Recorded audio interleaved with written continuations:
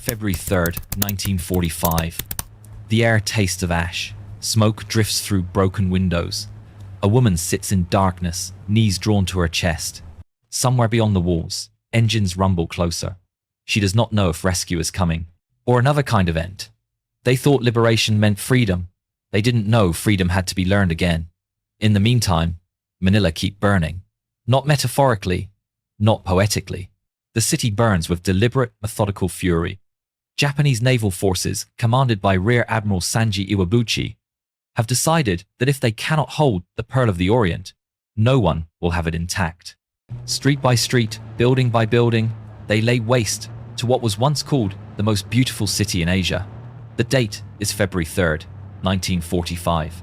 General Douglas MacArthur's forces have breached the northern defenses.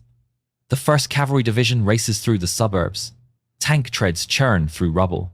Artillery pounds the Intramuros district where Spanish walls 3 centuries old now contain a different kind of siege.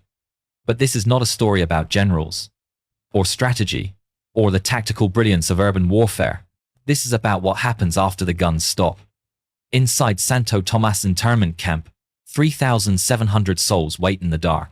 They have been prisoners for 3 years, 1 month, and 17 days. The Japanese guards have not fled. Not yet. They pace the perimeter with bayonets fixed, debating whether to murder everyone before the Americans arrive, or simply abandon them to starvation.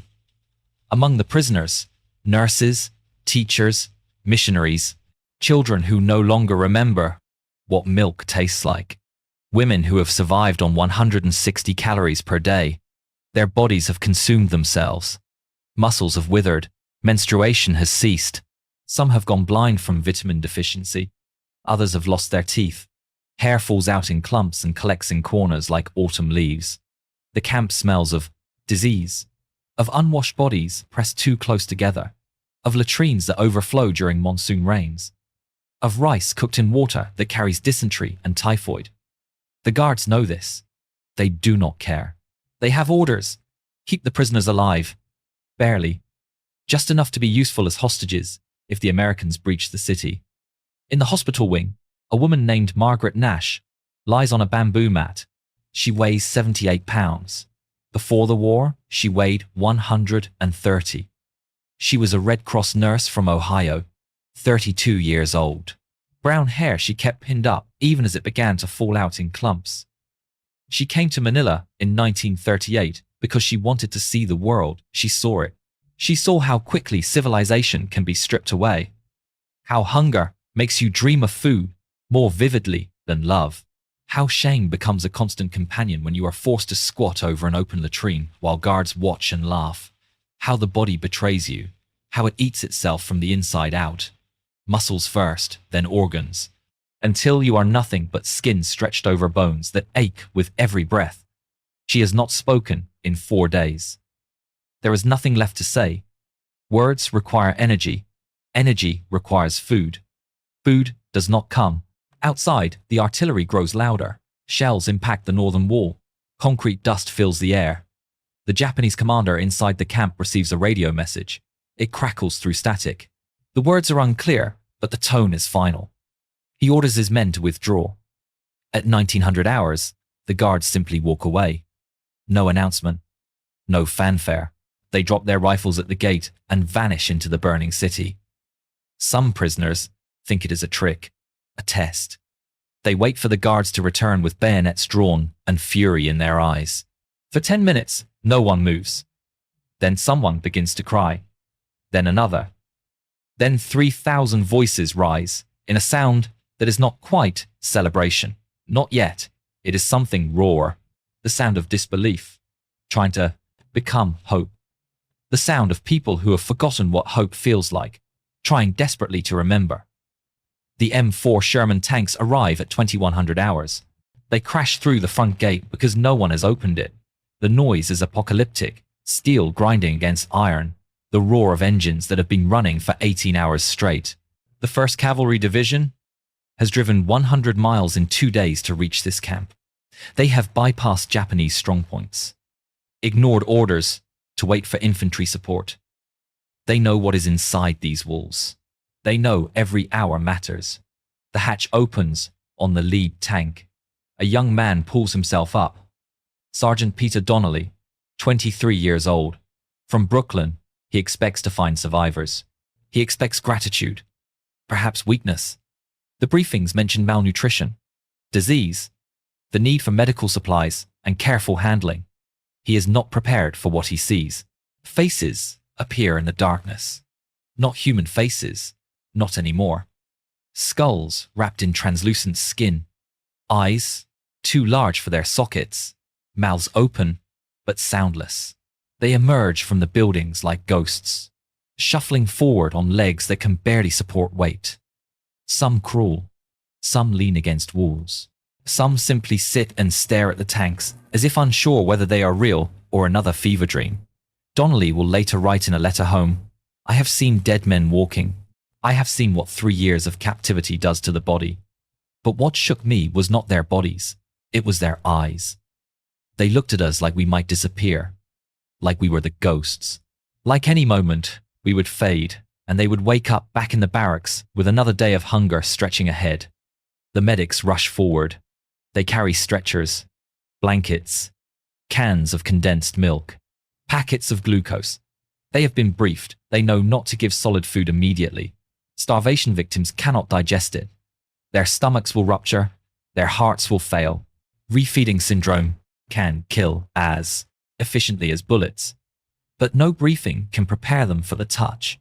When Corporal James Rivera drapes a wool blanket over an elderly woman's shoulders, she flinches violently. As if struck, her hands come up defensively. Her breathing quickens. Rivera freezes, thinking he has hurt her somehow. Then she reaches up with trembling fingers and touches the fabric. She brings it to her face. She begins to weep. Rivera stands frozen. He does not know what to do. He has been trained to fight, to kill, to administer morphine and tie tourniquets.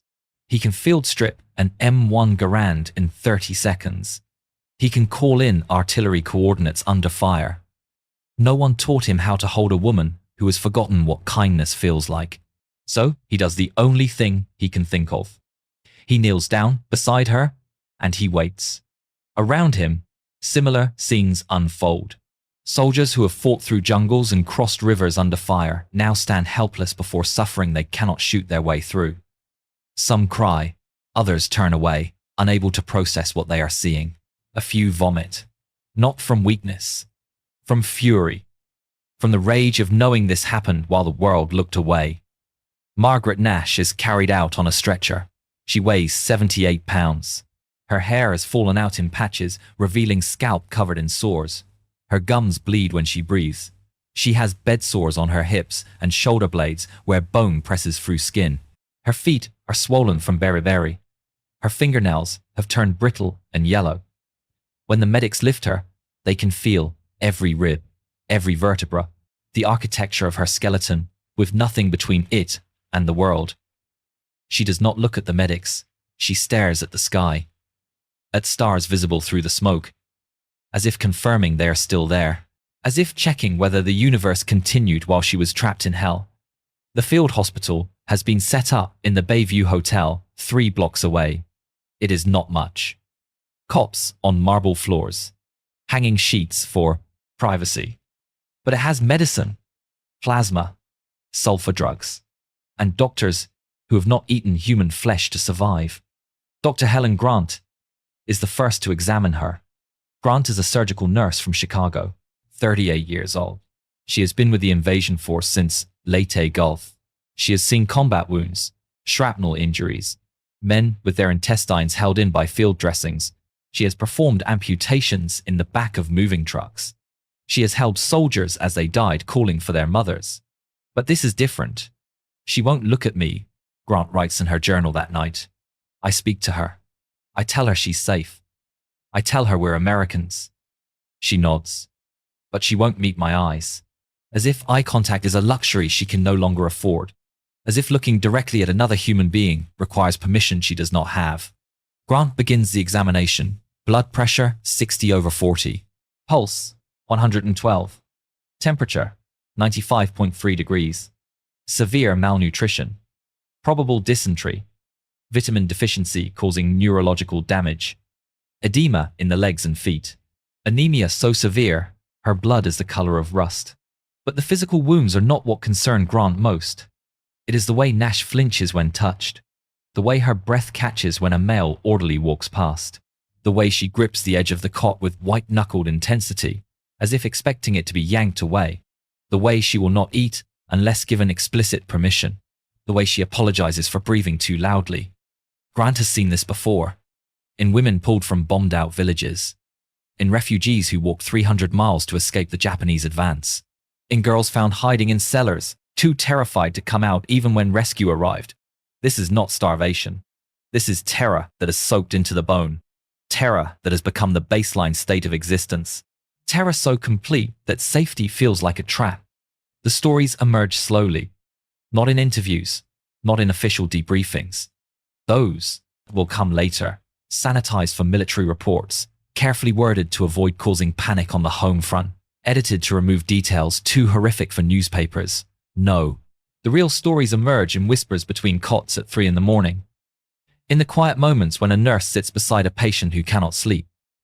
There were 1,400 women in Santo Tomas, nurses, teachers, nuns, businesswomen who had stayed in Manila to close their shops, mothers who had sent their husbands ahead and planned to follow. The war had moved faster than anyone expected. The Japanese had swept through the Philippines in weeks, not months. Those who stayed found themselves trapped. For 3 years, they lived under the rules of men who viewed mercy as weakness. The guards were not all cruel. Some ignored the prisoners. Some even smuggled in food when they could. A handful acted with surprising compassion, slipping medicine to the hospital or looking away when rations were quietly redistributed. But cruelty does not require every man to participate. It only requires that no one stops it. It only requires that the system itself be designed to break you. Slowly, methodically, day after day, until you forget what it felt like to be whole. Women were made to bow when guards passed. 90 degrees at the waist. Hold it until given permission to rise. Failure meant a rifle butt to the spine, to the kidneys, to the back of the head. One woman, a teacher from Iowa, spent 3 days in a sweltering shed after failing to bow quickly enough. She emerged delirious, speaking only in whispers, convinced that standing upright was a sin. They were counted, twice per day. Stand in the sun until every number matched. If someone was in the latrine, everyone waited. 1 hour, 2, until the missing person was found. If someone had died overnight, the body was brought out for counting. The dead were not exempt from roll call. Food was distributed based on compliance. Those who protested received smaller portions. Those who taught English to the guards' children received an extra cup of rice. Survival became a mathematics of submission. You learned to calculate. How much dignity can I trade for an extra ounce of food? How much can I endure before my body simply stops? But there were worse things than hunger. Some women were taken at night, pulled from barracks by officers who needed translators, or nurses, or entertainment. Most came back. Some did not. Those who returned did not speak of where they had been. They lay on their mats and stared at the ceiling and tried to forget their own names. The silence was a form of protection. If you did not name it, perhaps it had not happened. If you did not speak of it, perhaps it would fade. Perhaps memory itself could be starved into submission. But memory does not work that way. Memory waits. It crouches in the shadows of your mind. And when you finally feel safe enough to exhale, it pounces. On the 4th day, Margaret Nash speaks. Not to a doctor, not to a priest. To a 19-year-old private named Daniel Ortiz, who is carrying clean blankets through the ward. He sets one on her cot. Standard issue. Olive drab. Wool. Slightly scratchy. The kind that comes folded in a perfect rectangle, smelling faintly of mothballs and military efficiency. She touches it, runs her fingers along the edge. She tests the weight of it, the texture, as if learning what softness feels like. Then she looks up at him and says, "Is it mine?" Ortiz blinks. "Ma'am? The blanket. Can I keep it?" He does not understand the question. Of course she can keep it. It is a blanket. They have crates of them. But then he sees her face. The way she is gripping it. The way her knuckles have gone white. Like it might be taken. like everything has always been taken. Yes, ma'am, he says. It's yours.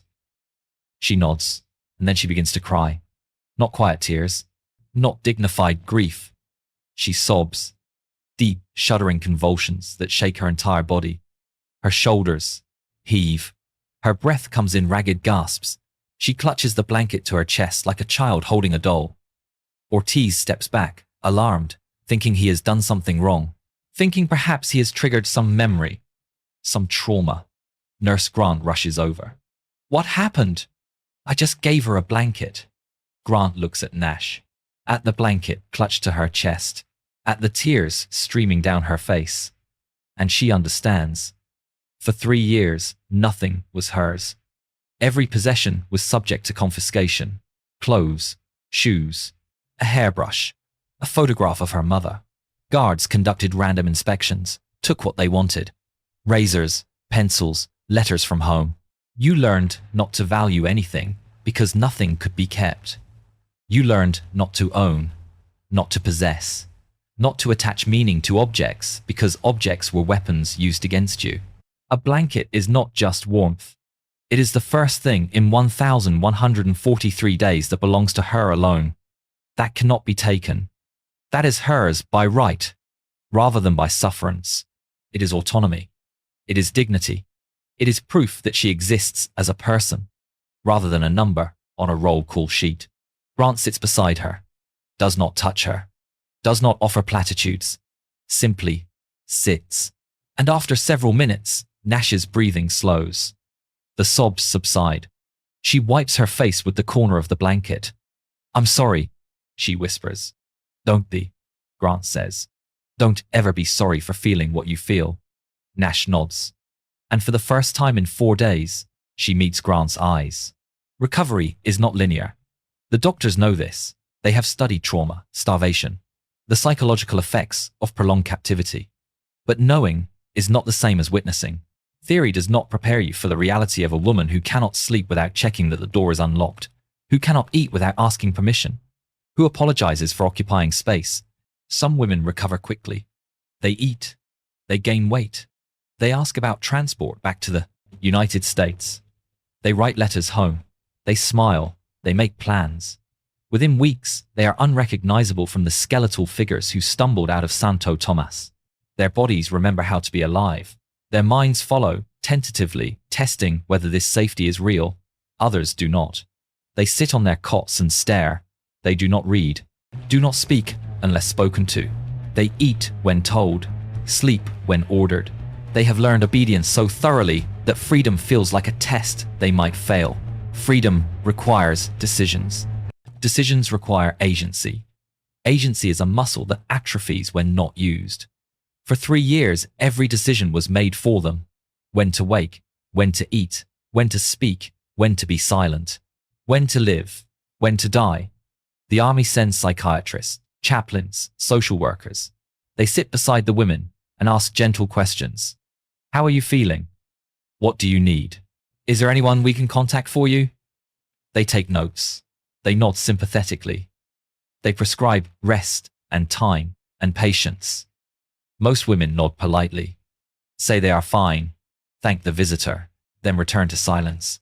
But there is one man who breaks through, not a psychiatrist, not a priest, a supply sergeant named Thomas Whitfield, 51 years old, from Georgia. Grey hair, soft voice, a face weathered by years of logistics and inventory management and making sure soldiers have clean socks. He has a daughter back home, 19, same age as some of the women in the ward. He thinks of her when he looks at them, wonders what he would want someone to do if she were here, broken, lost, trying to remember how to be human. Whitfield does not ask questions. He brings things, a comb. He sets it on a bedside table without comment. Walks away.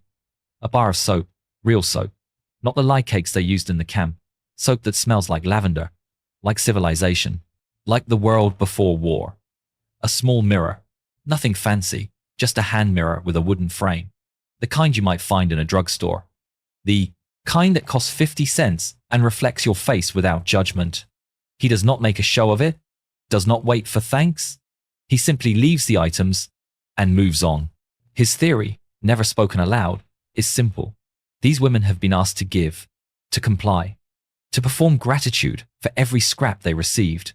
Perhaps what they need is to receive without obligation, to be given something with no expectation of return. On the 6th day, a woman stops him. Her name is Catherine Moore. She was a teacher, 34 years old. Before the war, she taught English literature to wealthy Filipino children. She loved Dickens, Whitman, Emily Dickinson. She would recite poetry from memory while walking through Rizal Park. She cannot remember the poems anymore. Hunger ate them. She holds up the comb. Why? She asks. Whitfield pauses. Ma'am, why do you bring these things? He considers the question. He could say he was ordered to. He could say it is procedure. He could deflect. But something in her face demands honesty. Because you're not a patient, he says. You're a person. And persons deserve to be treated like they matter. She stares at him, as if trying to determine if he is real, as if parsing his words for hidden cruelty, as if waiting for the punchline, when it does not come, when he simply stands there, waiting patiently for her to decide what to do next. Something in her face shifts. Then she says, "Thank you." It is the first time she has spoken voluntarily in 9 days, the first time she has initiated conversation, the first time she has claimed agency over language. It is a beginning. The nightmares are universal. Every woman has them. Dreams of guards, of hunger, of doors that will not open, of being dragged from barracks, of standing in the sun for hours, while a guard debates whether to shoot you or simply let you collapse. They wake, gasping, clawing at sheets. Sometimes they scream, loud, raw screams that echo through the hospital and wake everyone within 3 wards. The night staff grows accustomed to it. They move through the ward with quiet efficiency. A hand on the shoulder, a whispered reassurance. You are safe. You are in Manila. The war is over. The guards are gone. You are with Americans now. They keep the lights dim. Speak softly. Do not startle. Do not crowd. Give space. Give time. But on February 19th, something changes. A woman wakes screaming, loud enough to wake half the ward. Nurse Grant rushes over. The woman is sitting up, eyes wide, breath coming in ragged gasps. Her name is Ellen Bradford, 41 years old. She was a missionary. She ran an orphanage before the war. She dreams of children crying for her. Children she could not save. He was here, she says. He was standing right there. Grant follows her gaze. There is no one, just empty space between cots, just shadows cast by the single lamp burning in the corner. You're safe, Grant says. No one is here but us. But before she can say more, another voice rises in the darkness. I saw him too. It is Margaret Nash. She is sitting up, looking at the same empty space. Her blanket is pulled tight around her shoulders. Her eyes are clear, focused, not the glazed look of someone caught between waking and sleep. She is awake, and she sees what Bradford sees. Then another voice. We all see them. Grant understands then. This is not individual trauma. This is collective. These women have lived through the same nightmare. They have been broken by the same machinery of cruelty, and now they are waking from it together. Their ghosts are shared. Their fears are communal. They are not alone in their terror. And perhaps that is the first step toward not being alone in their healing. She does something unprecedented. She turns on all the lights, every lamp in the ward, bright, harsh, revealing every corner, every shadow, every empty space where ghosts might hide. The women flinch at the brightness, cover their eyes, then slowly, they adjust. Look, Grant says. Look around. Tell me what you see. Silence. Then one woman says, cots. Another, nurses, Americans, safety, each other. Grant nods. That's right. That's what's real. The guards are gone. The camp is behind you. You are here, and you are safe, and you are not alone. She does not turn the lights off. For the rest of the night, the ward remains illuminated, bright as day, and for the first time in weeks, no one screams. They lie awake. Most cannot sleep under such brightness. But they do not scream. They look at each other across the rows of cots. They see faces, not shadows, not ghosts, just women, tired, broken, but alive. And that is enough. Not all healing comes from medicine. On March 2nd, Sergeant Donnelly returns to the hospital. His unit is rotating out, heading north to join the push into Luzon's central valleys. Eventually, they will prepare for the invasion of Japan. A campaign everyone knows will cost millions of lives. But that is future horror. Today, he has one day. He brings a crate. Inside, 37 lipsticks, donated by nurses from the field hospital at Leyte. Red, pink, coral, crimson, every shade they could find. Some barely used, some nearly empty, collected from footlockers and pockets and the bottom of medical bags. Given willingly, given with understanding. He sets the crate down in the center of the ward. "I heard you might want these," he says. The women stare. At first, no one moves. They look at the crate as if it might be a test, as if reaching for something frivolous, something unnecessary to survival, might be punished. Old habits die hard. In the camp, vanity was punished. Beauty was suspect. Makeup was confiscated. Hair ribbons were considered contraband. You learn to be invisible, plain, unremarkable. Then one woman stands. She is thin, gray-haired. Her name is Dorothy Vaughan. She was 54 when the war started. She is 57 now, though she looks 70. She walks slowly to the crate. Each step deliberate, testing whether she will be stopped. No one stops her. She picks up a lipstick, red, bright as blood, bright as poppies, bright as life itself. She opens it, smells it. The waxy scent of cosmetics, of department stores, of getting dressed for dinner, of dates and dances and ordinary femininity that has nothing to do with war. And she begins to cry. "I forgot," she whispers. "I forgot what it felt like to be beautiful." Within minutes, every woman in the ward who can stand is at the crate. They pass the lipsticks around, help each other apply them. Some have not looked in a mirror in years. They stare at their reflections, at the color on their lips, at the small reclamation of femininity that had been stripped away. It is not about vanity. It is about identity.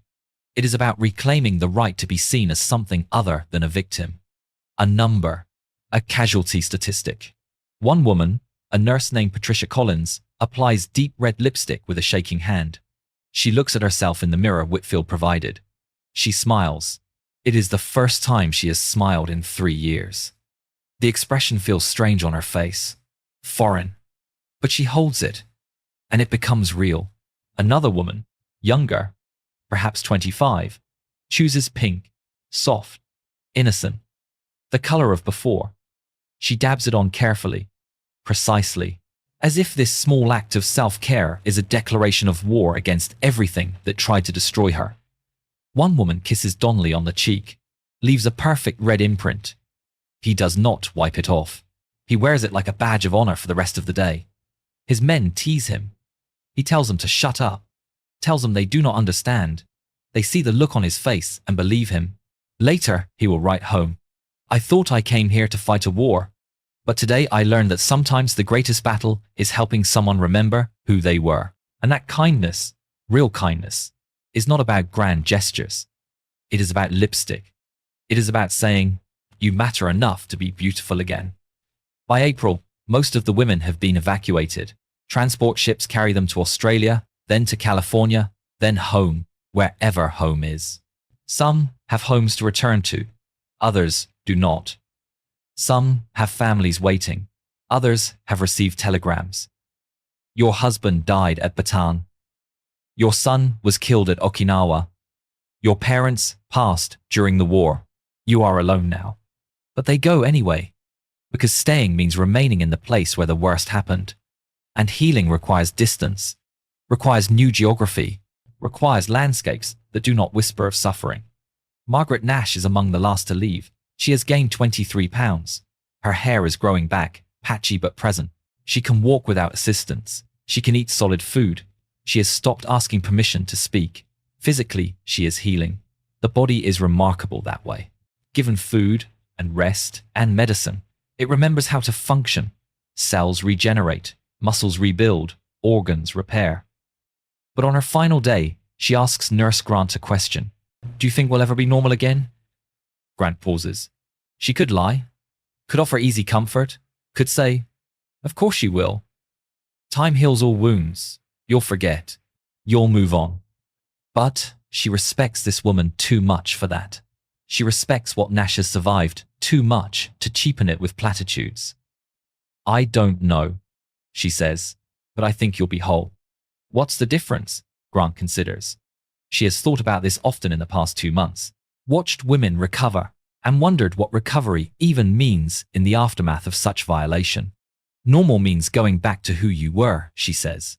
Whole means becoming someone who can carry what happened and still move forward.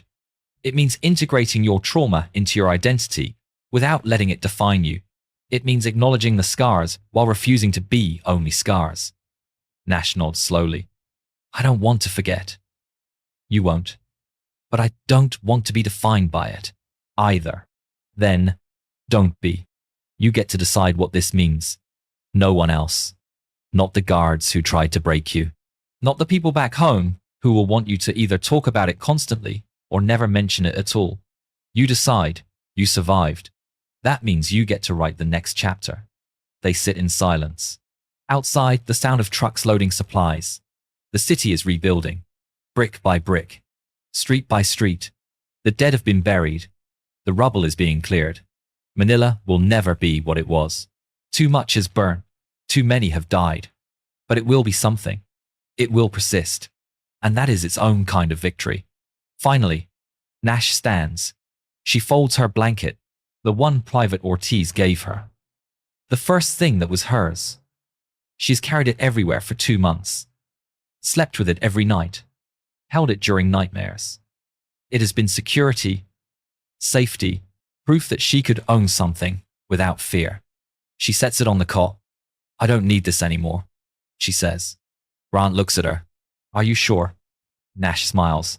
It is small, fragile, but real. I'm sure. Someone else will need it. Someone else is learning to trust that good things don't get taken away. Let them have it. Let them learn what I learn. Grant stands. They embrace. Briefly. Carefully. Both still learning how to accept touch without flinching. Good luck, Grant says. You too. Nash picks up her bag. It contains 1 dress, 1 pair of shoes, letters from home, a photograph of her parents, and a tube of red lipstick. Sergeant Donnelly's gift. She walks to the door, pauses, looks back at the ward, at the women still recovering, at the nurses still tending, at the space where she learned to be human again. Then she walks out into the sunlight. She does not look back. The battlefield is silent now, but echoes remain. Not of gunfire, not of shells, but of whispered kindnesses in the dark. A blanket, a comb, a lipstick that said, you are still human. You are still here. You still deserve beauty. Forgotten. Footsteps on hospital floors. Women who learn to stand again. To speak. To trust that tomorrow would not be taken. To believe that kindness without cruelty is possible. That safety can be real. That the world contains people who give without taking. They carried those lessons home. Across oceans. Into futures they had stopped believing in. Some thrived. Some struggled. Some never fully healed. But they all carried forward. Because that is what survival means. Not perfection. Not forgetting. But carrying the weight and walking anyway. You heard them today, and now you remember.